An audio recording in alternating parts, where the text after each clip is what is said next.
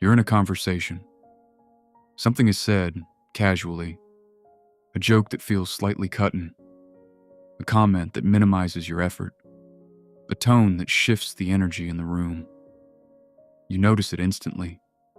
Your body reacts before your mind does. Your chest tightens, your stomach drops, your thoughts sharpen. You know what you want to say. It's clear, it's reasonable, it's not even aggressive. But instead of speaking, you hesitate. You measure the room. You calculate the risk. You weigh the consequences, and then you choose silence. Not because you agree, not because you're confused, because something inside you says it's not worth it. But later, you replay the moment. Not once, not twice, over and over. You reconstruct the sentence you could have said. You imagine the confident tone, the calm delivery, the boundary you wish you had drawn. And the question begins to form. Why didn't I say it?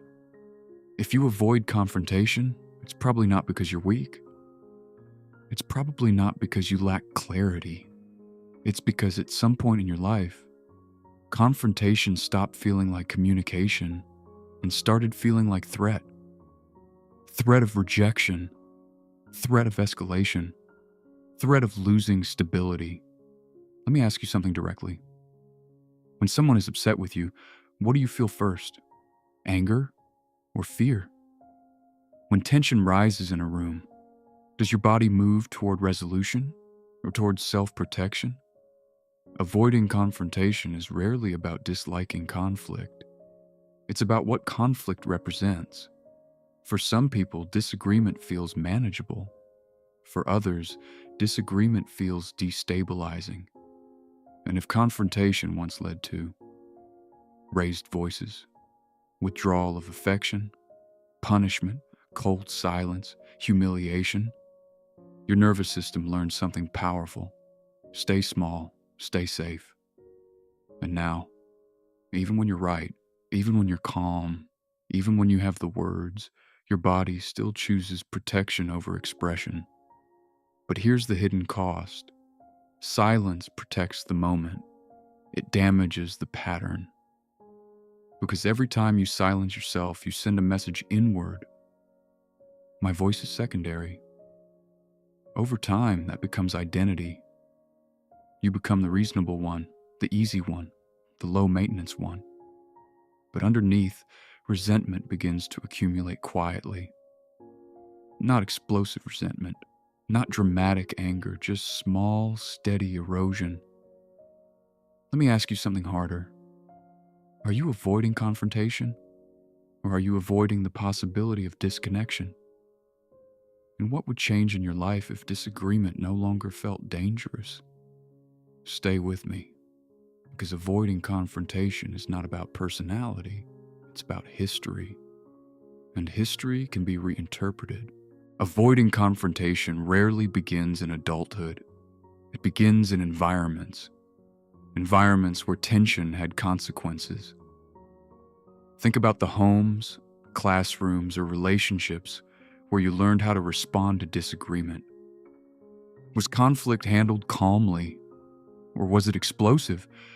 Was it safe to question authority, or did questioning lead to withdrawal?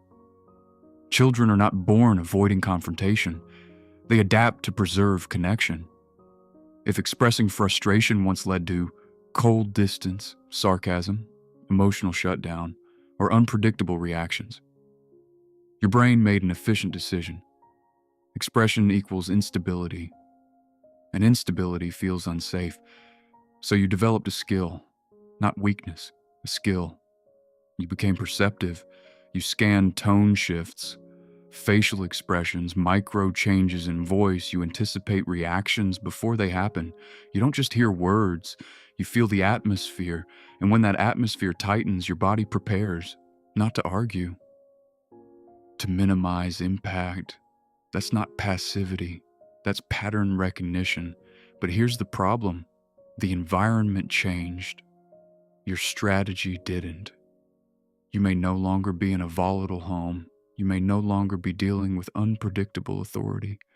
but your nervous system still operates from old rules. And those old rules say peace must be preserved at any cost. So when someone dismisses your idea, you soften your stance. When someone oversteps a boundary, you reframe it internally. When someone disappoints you, you justify it for them. Not because you agree, but because stability feels more important than accuracy. Let me ask you something uncomfortable. Do you equate confrontation with loss of love? If you disagree, do you secretly fear distance? If you assert yourself, do you anticipate punishment? Sometimes the avoidance of confrontation isn't about fear of shouting. It's fear of withdrawal, silence, coldness, subtle rejection, and that kind of fear doesn't show up loudly. It shows up as compliance. But compliance slowly erodes self-trust. Every time you override your instinct to speak, your internal confidence decreases. Not dramatically, gradually. And then something strange happens. You begin to doubt your own reactions. Maybe I'm overreacting. Maybe it's not that serious. Maybe I'm too sensitive. But what if you're not sensitive? What if you're suppressing clarity? Avoiding confrontation creates short-term comfort, but long-term confusion. Because unspoken truth doesn't disappear. It turns inward. And when truth turns inward, it becomes tension. It becomes self-criticism. It becomes internal arguments that never reach the surface.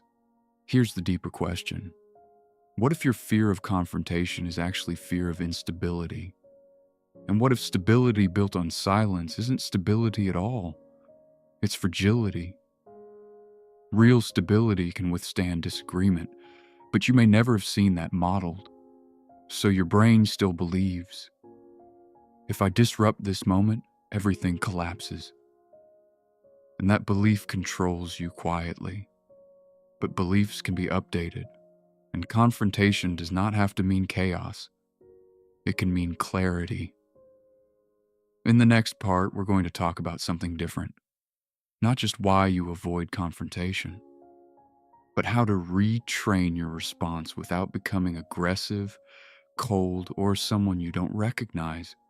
Because the goal is not dominance, it's alignment. Let's shift something important. Confrontation is not aggression, it's information. Most people who avoid confrontation imagine only two options: silence or explosion. But there is a third path: measured expression. You don't need to raise your voice, you don't need to win. You don't need to overpower, you need alignment between what you feel and what you say. The reason confrontation feels overwhelming is not because you lack strength. It's because you've never practiced regulated disagreement. So let's make this practical. Next time tension rises, do not start with defense. Start with description. Instead of, "You always dismiss me." Try, "When that comment was made, I felt overlooked." Notice the difference. One attacks identity, the other communicates experience. This reduces escalation. Your body will still react, your heart will still accelerate. That's normal. But this is where retraining begins. Pause. Breathe once, then speak slowly. Not louder, slower. Slowness communicates control, and control communicates safety. You are not trying to dominate the room. You are trying to remain internally steady. Let me ask you something powerful. What if confrontation is not about changing the other person, but about proving to yourself that you can stay present under tension? Because every time you speak calmly through discomfort, you send your nervous system a new message. Instability is survivable, and survival rewrites pattern. Start small. You don't need to confront the hardest relationship first.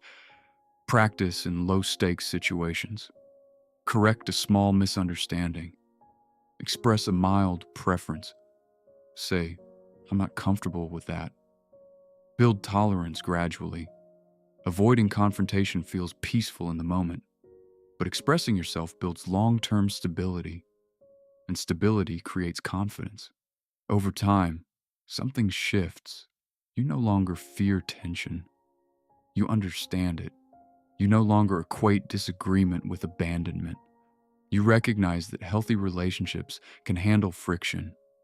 And if someone withdraws because you spoke respectfully and clearly, that tells you something important. It tells you the connection was conditional. And conditional peace was never real safety. Let this settle for a moment. You are not meant to disappear to preserve harmony. You are meant to participate. Confrontation, when grounded, is not destructive. It is clarifying. It reveals where you stand, where others stand, and whether alignment exists. So here's the closing question. If you knew that speaking calmly would not destroy your world, what would you say differently this week? Not aggressively, not defensively, just honestly. Growth is not becoming louder, it's becoming steadier, and steady people do not avoid clarity, they practice it. If this reflection resonated with you, this channel exists for conversations like this. Not reactive, not dramatic, grounded, measured, integrated. Subscribe if you're committed to emotional maturity that doesn't abandon faith.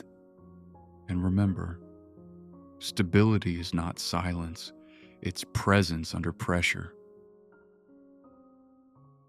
If this reflection spoke to something inside you, remember this. You are not alone in what you carry. Many people walk through life quietly holding more than others can see. Pressure, responsibility, expectations. But faith was never meant to make life heavier. Faith was meant to remind you that you do not have to carry everything alone. So take a slow breath, allow your mind to rest for a moment, and remember that peace does not begin when life becomes perfect. Peace begins when the heart learns to trust. If this message helped you today, subscribe to this channel for more reflections on emotional clarity through faith. And if you feel comfortable, share in the comments what this season of your life has been teaching you. Sometimes the most powerful step toward healing is simply knowing you are not walking alone.